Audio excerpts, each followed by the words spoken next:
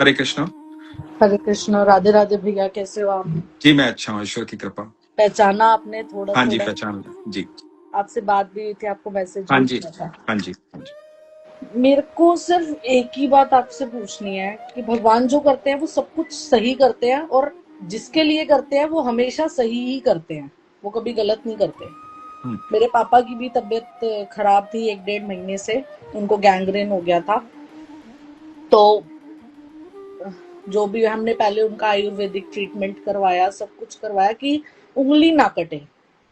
As per दी doctors की वो कह रहे थे कि उंगली कट जाएगी, तो हमने कोशिश करी कि हमारे पापा का वो अंग बच जाए। तो हमने उनका आयुर्वेदिक ट्रीटमेंट करवाया, बट उनको पेन ज्यादा था। फिर उनका खाना वाना आयुर्वेदिक में जैसे जैसे कहते हैं बिल्कुल साधारण कर देते हैं कि घिया तोरी टिंडा ही खाना है, रोटी नहीं खानी। तो हमने उनको थोड़ा टाइम उस डाइट पे भी रखा, उन्होंने वो डाइट फॉलो भी करी। फिर उसके बाद क्या हुआ कि वो लास्ट में थक गए कि मेरी को उंगली, मेरे को या तो जहर दे दो या मेरी उंगली कटवा दो, मेरे को बहुत दर्द है, मैं बर्दाश्त नहीं कर पा रहा। हमने 26 फरवरी को पापा का ऑपरेशन करवा दिया। उसके बाद पापा को, मतलब जैसे ही ऑपरेशन हुआ, उन्होंने खाना पीना छोड़ दिया। खाना नहीं खा रहे थे, कुछ भी नहीं कर रहे थे, मतलब थोड़ा थोड़ा खाते थे। वो जो एक हफ्ता था ना, उस हफ्ते में पापा ने हम पे इतना प्यार लुटाया, हम चारों भाई बहन पे, अपने जवाइयों पे, सब पे। और दिख रहा था उनको, हमें भी दिख रहा था कि ये जाएंगे।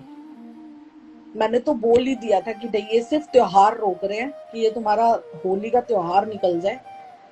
संडे को पापा को दिक्कत हुई थोड़ा सा, तो हमने, ठीक है, पापा ने मेरे को बोला कि निशा तू माधव को बोल कि मेरे को ठीक कर दे। मैं माधव के पास आई, मैं अपने घर में बैठी, मैं माधव को ये बोला, माधव मेरे पापा की ना दुर्गति मत होने दी, उनको बहुत दर्द है, और तू सबसे ज्यादा जानता है कि मेरे पापा के लिए क्या सही है, हमें नहीं पता। उसके बाद 4 तारीख की, 4 को उन्होंने बिल्कुल अच्छे से सब कुछ खाया। वो एक दिन ऐसा था कि जो हफ्ते से नहीं खाया था, वो उन्होंने सब कुछ खाया। और सर वो ना नॉनवेज भी खाते थे वो। तो मेरे मन में सिर्फ एक ही प्रश्न है कि हम पूजा करते हैं, हम सब कुछ करते हैं, उनके प्राण फिर रात को 2-2:30 बजे उनको ऐसे हुआ कि उनके शोल्डर में पेन हुआ, उनको साइलेंट अटैक आ गया और वो चले गए। पर मुझे ये लगता है कि जैसे अब वो नॉनवेज खाते थे या कुछ होता था, तो उनको सदगति कैसे प्राप्त होगी? मुझे ना बस एक ही डर लगता है, जैसे हमने सुना है वैतरण नदी, गरुड़ के हिसाब से हमने जो सुना है, अपने लिए तो वो अच्छा कर गए, पर मेरे को सिर्फ ये एक चीज की सिर्फ एक ही तकलीफ होती है कि मेरे पापा को वहां जाके भी, हम यहाँ पे उनको बड़े दुख में देख सकते थे, वहां जाके उनको कोई दुख ना मिले, उसके लिए क्या करें? देखिए, यदि मेरी नॉलेज के हिसाब से आप बात करोगे, मुझे बाकी नहीं पता, क्योंकि मैं सिर्फ कृष्ण को जानता हूँ हाँ जी। और मैं उनके अलावा कुछ जानना भी नहीं चाहता, मेरी इच्छा भी नहीं है कुछ जानने की। तो यदि मेरी नजर से बात करें तो मेरे फादर जब एक्सपायर हुए तो हमारे यहाँ जो पंडित जी आए थे, तो गुरुड़ पुराण का पाठ उनसे शुरू करवाया था। होता है, ये रीति रिवाज है। हाँ, होता है। तो जब गुरुड़ पुराण का पाठ शुरू करवाया था, तो पंडित जी उस तरह की हिंदी बोल नहीं पा रहे थे कि सब समझ पाए। तो मुझे लगा कि ये व्यर्थ हो जाएगा कि वो पढ़ेंगे भी और लोग समझ भी नहीं पाएंगे बात को। तो मैंने उनसे आज्ञा ली कि आपकी आज्ञा लेकर के मैं आपके साथ बैठ करके क्या मैं इसको पढ़ सकता हूं? तो उन्होंने कहा कि ठीक है। तो मैंने गुरुड़ पुराण का एक एक शब्द पढ़ा, तो गुरुड़ पुराण पूरा मेरे जहन में है, तो इसलिए गुरुड़ पुराण में पढ़ पाया। जब मैं उसको पढ़ रहा था और पढ़ने के बाद मैं भगवान को याद करता हूँ, श्रीमद भगवत गीता याद आती है मुझे। भगवान दूसरे ही अध्याय में एक बड़ी सुंदर बात बोलते हैं। इस बात को सुनकर के आपके प्रश्न का निवारण हो जाए, यदि आप समझ जाओ तो अच्छा है, क्योंकि मैं इस पे ज्यादा तो खुल के क्या ही बोलूंगा। भगवान कहते हैं अर्जुन को कि ऐसा कोई भी युग नहीं था जब तू नहीं था, ये समस्त राजागण नहीं थे और मैं नहीं था, और ऐसा कोई भी युग नहीं होगा जब तू नहीं होगा, ये समस्त राजागण नहीं होंगे और मैं नहीं होगा। तो मुझे नहीं लगता कि इस मृत्यु के बाद कोई और दुनिया है जहां पर वैतरणी नदी है और जहां ये सब कुछ है। भगवान के अनुसार आप बार बार जन्म लेते हैं, इसी धरती पर आते हैं, और ये जो कर्मों के प्रारब्ध हैं, जिसमें आप मनुष्य से दूसरा कीट बन सकते हैं। हो सकता है कि आप एक मच्छर बन जाए, एक थप्पड़ में कोई खत्म कर दे आपको। हो सकता है आप चींटी बन जाए, कोई पैर के नीचे दबा के चला जाए। हो सकता है कि आप एक कुत्ता बन जाए, गली का कुत्ता बन जाए, कोई भी पत्थर मार दे आपको। हो सकता है आपको कोई पाले। तो आपने कई बार देखा होगा सॉरी, मैं कल ही एक वीडियो देख रहा था, किसी के यहाँ एक छोटा डॉगी था, वो एक्सपायर हो गया। तो उस व्यक्ति ने क्या किया, उसने अपनी भावनाओं से, उसका परिवार है, उसने अपनी भावना से उसका प्रॉपर अंतिम संस्कार किया, जैसे एक मनुष्य का अंतिम संस्कार होता है। हाँ जी। तो मैं वो रील देख रहा था, तो मैं ये देख रहा था कि ये तो करने वाले हैं, ये तो निमित्त बने उसका अंतिम संस्कार करने के लिए। लेकिन इस डॉगी ने कितने अच्छे कर्म अपने पिछले जन्म में किए होंगे, और इस जन्म में किस तरह के प्रारब्ध इसने तैयार किए कि एक मनुष्य की तरह इसका अंतिम संस्कार हो रहा है। तो आप समझ रहे हैं मेरी बात को? तो हमें मनुष्य योनि जो मिलती है ना, वो मिलती है भगवान तक पहुंचने के लिए, भगवान को जानने के लिए, भगवान से प्रेम करने के लिए, भगवान के राज्य में। भगवान का राज्य क्या है? भगवान का राज्य ये है जहां सिर्फ सुकून है और कोई चिंता नहीं है ना? उस सुकून तक पहुंचने का मार्ग जो है, उसका जो प्रैक्टिकल फॉर्मूला है, वो श्रीमद् भगवद गीता है। यदि श्रीमद् भगवद गीता आपको समझ में आ गई तो आप उस सुकून तक पहुंच सकते हैं। वो बाकायदा फॉर्मूला है वहां तक पहुंचने का, ईश्वर के राज्य में पहुंचने का, ठाकुर जी के सानिध्य में पहुंचने का। तो मुझे ऐसा लगता नहीं कि इसके बाद इस तरह की व्यवस्थाएं होती हैं जो उस तरह की, ऐसा मेरा मानना है। ठीक है, मैं गलत नहीं कह रहा हूं, पर ऐसा मैं मानता हूं कि भगवान जो है ना, आपको बार बार जन्म देते हैं, आपको प्रारब्ध इसी धरती पर काटने होते हैं, आपको सब कुछ यही भोगना होता है। नरक और स्वर्ग सब कुछ यही है, इसी धरती पर है। और ये आपके जो कर्म है, आप ये भी मन में मत लाइए कि वो नॉनवेज खाते थे तो इसलिए ऐसी गति प्राप्त हुई या आगे जाकर के सजा होगी। अपने अपने प्रारब्ध है। जैसे मान लो कि भगवान ये कहते हैं श्रीमद् भगवद गीता में कि जिस प्रकार वायु के साथ गंध बहकर चली जाती है, वायु अपने साथ गंध को बहाकर ले आता है, उसी प्रकार शरीर जो है उसके कर्म आत्मा अपने साथ लेकर जाती है अगले जन्म में। ये भगवान श्री कृष्ण कहते हैं श्रीमद् भगवद गीता में। ठीक है, अब इस बात को थोड़ा सा ऐसे समझो। मान लो कि आप पिछले जन्म में शेर थे, और शेर का काम क्या होता है? मांस खाना, है ना? अब मांस खाना उसका काम है, अपनी ईगो में रहना, अपने आप को राजा बताना, पूरी दुनिया के सामने साबित करना कि मैं किंग हूं। उसकी अपनी ईगो, अपनी दुनिया क्रिएट करता है वो, है ना? उसे सोचता है सारे जंगल पर मेरा ही राज है, घमंड भी होता है उसके अंदर, सब कुछ होता है क्योंकि किंग होता है वो, है ना? तो अब उसका हुआ मृत्यु, और उसने कुछ ऐसे कर्म किए अच्छे जिसकी वजह से उसको मनुष्य जीवन मिला।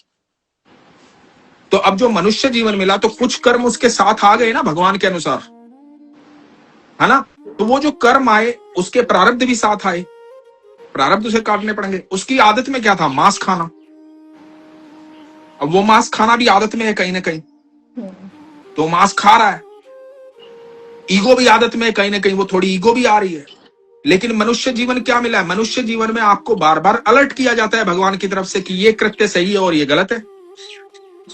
तो आपके पास ये बुद्धि होती है, आपके पास ऐसा साहित्य होता है, आपके पास ऐसे लोग होते हैं, आपके पास ऐसी व्यवस्थाएं होती है कि आप जाने कि सच क्या है और सही क्या है ना? तो यदि आपने ये सब कुछ आप जो कैरी करके पिछले जन्म से लाए हैं, यहां आकर के आपने इस अलर्ट को, इस नोक को पहचान लिया कि भगवान ये चाह रहे हैं, जीवन ऐसा होना चाहिए, भगवान के कथनानुसार लाइफ ऐसी जीनी चाहिए। यदि आपने इसको जान लिया और समझ लिया और आपने जीवन को वैसे कर लिया, सिर्फ मनुष्य जीव को ही अधिकार है, और किसी जीव को अधिकार, मतलब और कोई जीव वहां तक नहीं पहुंचता है, क्योंकि मनुष्य ही एक ऐसा है जो निर्भय होने का व्यवस्था में है, जो निर्भय रह सकता है। बाकी सब जीव एक दूसरे जीव से डरते हैं, सबके अंदर डर होता है कब कौन मार देगा, लेकिन मनुष्य को सर्वश्रेष्ठ बनाया है भगवान ने। तो मनुष्य यदि इस बात को पहचान लेता है कि मेरा सही मार्ग क्या है, मेरा सही जीवन क्या है, तो भगवान के सानिध्य में आ जाता है। कुछ लोगों को ये पूरा जन्म मनुष्य का ऐसे ही चला जाता है कि वो नहीं समझ पाते जीवन में। हजारों, लाखों, करोड़ों, अरबों लोग हैं ऐसे, फिर किसी कर्म की वजह से फिर मनुष्य बनते हैं, फिर अपने जीवन के प्रारंभ, तो वो आप उसमें कुछ नहीं कर सकते। वो हर एक की अपनी यात्रा है, हम उसमें कुछ नहीं कर सकते। हम ईश्वर से प्रार्थना कर सकते हैं कि प्रभु, उनको आपने हमारे भाग्य में ऐसा संबंध आपने दिया कि हमारे पिता वो थे, उनके जरिए हम धरती पे आए, हमने आपको पहचाना, हम आपसे प्रेम करते हैं, हम आपसे प्रार्थना करते हैं कि प्रभु उनको वो सद्बुद्धि ग्रहण करना कि उनकी यात्रा जो है अगले जन्म की, उससे अगले जन्म की, वो यात्रा सुगम हो, सरल हो, वो कहीं कष्ट ना प्राप्त करें। मैं ये ठाकुर जी को सिर्फ यही कहती हूँ कि मेरे पापा को ना अपने पास रखो, अपने पास ही रखो और उनको प्यार से रखो, क्योंकि यहाँ पे अगर उनको थोड़ा सा भी दर्द होता था तो हम सब भाग के जाते थे। ऐसे ही मम्मी के साथ था। मेरे तो मम्मी पापा दोनों ही नहीं रहे, तो अब कोई तकलीफ बात नहीं, होती है। कोई बात नहीं। ये तो देखो, ये तो जीवन है, ये तो पूरी जिंदगी ऐसे ही चलता रहेगा। पूरा पूरा ऐसे ही सृष्टि चलती आई है, तो इसमें इतनी तकलीफ की बात नहीं है। उनका सफर पूरा हुआ, आपको रोना नहीं है, बल्कि आपको ये बोलना है उनको हैप्पी जर्नी, आपकी पर अगली यात्रा शुरू हुई। हमें पता है कि अपने लिए तो चलो वो अच्छा कर गए कि वो बेड पे पड़ जाते, कुछ और दिक्कत हो जाती। देखो ठाकुर जी ने जो किया हमें पता है, हमें उसके पीछे का इतना नहीं पता, बस ये पता है कि वो अपने लिए सही कर गए। पर हम सेल्फिश, इंसान तो सेल्फिश होता है ना।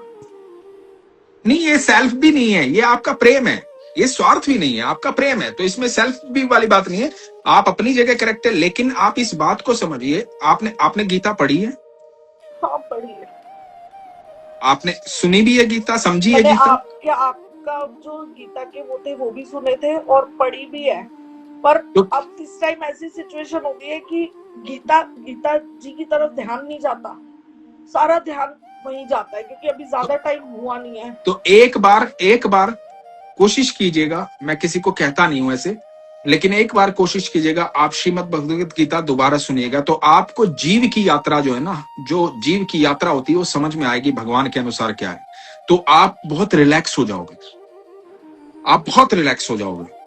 उस अभी जीव तो की यात्रा को समझिए, इस सफर को समझिए, आप बहुत रिलैक्स हो जाओगे। ये जो प्रश्न है ना दिमाग में, जो इमोशंस हैं, जो कुछ है, ये नहीं। आप बस भगवान से ये प्रार्थना कीजिए कि प्रभु उनके मार्ग में उनके साथ रहो जो आप प्रार्थना कर रहे हो। दूसरी बात जो है, हमेशा उनका धन्यवाद कीजिए अपने माता पिता की, कि आपने हमें ये सौभाग्य दिया कि आपकी वजह से हम इस धरती पर आ पाए, एक मनुष्य जीवन में जन्म ले पाए। आपका आभार प्रकट करता हूं मैं। हमेशा उस बात के लिए आभारी रहिए अपने माता पिता की, कि उनकी वजह से आप जो आज जो कुछ भी आप इस धरती पर, आप उनकी वजह से।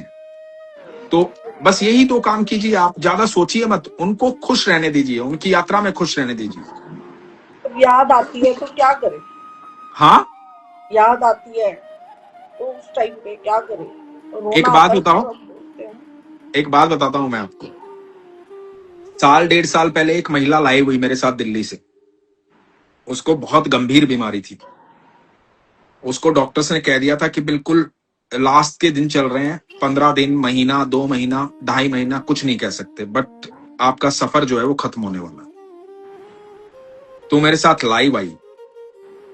उसने बड़ा धन्यवाद मेरा किया, क्योंकि वो प्रसंग सुनती थी, मुझे सुनती थी। उसने कहा कि भैया, हर पल है ना, मैं वेट कर रही हूं इस बात का, क्योंकि मेरा सफर पूरा होने वाला है, मैं ठाकुर जी के पास जाने वाली हूँ, मैं मेरे कन्हैया से मिलने वाली हूँ, अब साक्षात मिलूंगी उनसे यहां से जाके। तो वो इतनी प्रसन्न थी, उसको पता था कि वो दुनिया से चली जाएगी थोड़े दिन में, बट वो प्रसन्न थी। तो आप ये सोचिए, या आप ठाकुर जी की इतनी भक्त हैं, ठाकुर जी से इतना प्यार करती हैं, आपको खुशी नहीं है मम्मी पापा ठाकुर जी के पास बैठे हुए हैं?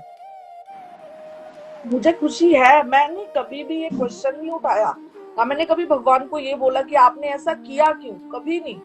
पर मैंने वही बात आ गई, हमारा प्यार, हमें माँ बाप के कहते हैं ना, भगवान हर घर में खुद नहीं आ सकते, तो तो वो माँ आपका बाप को प्यार कैसे भेजते हैं। प्रकट होगा? आपका प्यार उनका धन्यवाद करके प्रकट होगा। जो आपको जीवन दिया उसका धन्यवाद कीजिए, आभार। उसके लिए रोइए मत, दुखी मत होइए,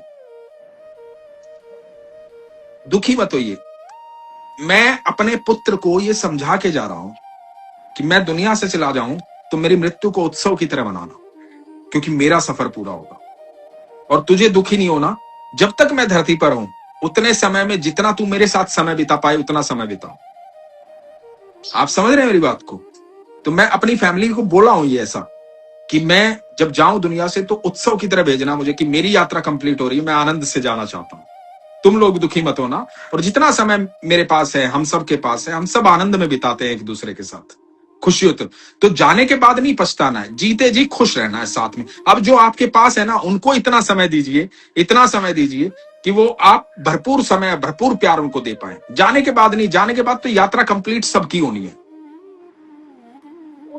जो जो चले जाते हैं उसके बाद उनका और हमारा रिलेशन बिल्कुल कनेक्शन खत्म हो जाता है। संबंध खत्म नहीं होता है। संबंध कैसे खत्म होता है? वो आपके भीतर जीवित है। आप जब बाहर निकलोगी तो कोई बोलेगी ना कि यार तू उसकी बेटी है, क्योंकि आपके चेहरे में आपकी माँ दिखाई देती है, आपके पिता दिखाई देते हैं, तो आप उनका अक्स हैं, प्रतिबिंब है। खत्म कैसे हो सकते हैं? आपके बच्चों के अंदर आप दिखाई देंगी, उनके बच्चों के अंदर वो दिखाई देंगे, तो ये तो चलता रहेगा। कोई गया थोड़ी है, वो आपके भीतर जीवित है। ब्लड सेल्स को, डीएनए को चेक करवाएंगे, वो आपके भीतर जिंदा है ना, आपके माँ बाप। तो संबंध कैसे खत्म हो सकता है? संबंध खत्म नहीं हो सकता। शरीर ही तो गया है, संबंध तो हमेशा रहेगा।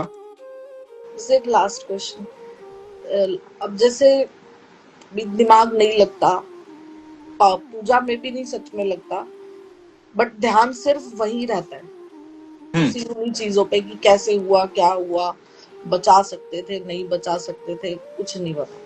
पर मतलब अब जैसे होता है कि नाम जाप नहीं हो पा रहा, दिक्कत आ रही है, थोड़ी नहीं कर पा रही, कोई बात नहीं। पर चिंतन में है, एक चिंतन में ये आता है, माधव का नाम पापा के साथ जरूर आता है, माधव मेरे पापा को अपने साथ रखियो, बस माधव मेरे पापा को अपने साथ रखियो। कोई बात नहीं, आप नाम जाप नहीं कर पा रहे, पूजा पाठ नहीं कर पा रहे, कोई इस बात से चिंता नहीं करने का। कभी लाइफ में ये मत सोचना कि भगवान नाराज हो जाएंगे। भगवान आपकी स्थिति को आपसे ज्यादा समझते हैं, आपकी भावनाओं को आपसे ज्यादा समझते हैं। वो आपको आपसे कई गुना बेहतर समझते हैं। तो इसलिए कभी चिंतित मत होना कि ईश्वर नाराज हो जाएंगे, मैं आज जोत नहीं लगा पाई, आज मैं पूजा पाठ नहीं करवाई, मैं भगवान को याद नहीं कर पाई। आपका ये सोचना भी भगवान को याद करना है। आपका ये सोचना भी भगवान के प्रति आपका प्रेम जाहिर कर रहा है कि यदि मैं आज जोत नहीं लगा पाया और इसके लिए मैं चिंतित हूं कि मैं जोत नहीं लगा पाया, तो ये मेरा प्रेम है ठाकुर के प्रति कि मैं जोत नहीं लगा पाया। तो भगवान उस भावना को भी समझ रहे। तो इसके लिए निश्चिंत रहना। अब एक काम करना, जब आप बैठो भगवान के पास थोड़ी देर के लिए, तो अपने मम्मी पापा को याद करना, मानसिक भाव से ऐसा याद करना कि वो बैकुंठ में ठाकुर जी के साथ बैठे हैं, ठाकुर जी से वार्तालाप कर रहे हैं, आपके बारे में बात कर रहे हैं। ऐसे मानसिक भाव से उनको वहां उस स्थान पर लेकर जाओ और देखना आपकी ये भावना इतना कर्म करेगी। जो आपने कहा ना कि प्रभु अपने साथ रखना मेरे माता पिता को, तो भगवान है ना, सारे नियम बदल सकते हैं अपने भक्त के लिए। यदि उनके मन में आ गया ना कि इतनी स्ट्रॉन्ग प्रार्थना आ रही है वहां से, इतना स्ट्रॉन्ग मेरी बच्ची बोल रही है, तो चलो रख ही लेता हूं, अब चाहे कर्म कैसे भी किए। तो बस ये बात संभव है। बोल के ना आपने दिल को शांति दे दी बस। अब कोई प्रेशर नहीं, अब कोई नहीं। खुश रहिए, अपना ख्याल रखिए, ठीक है। तो हरे कृष्णा ये माधव से तो मिल लीजिए जी। हरे कृष्णा, हरे कृष्णा, हरे कृष्ण। जय श्री राधे। जय श्री राम, जय श्री राम, जय श्री राम।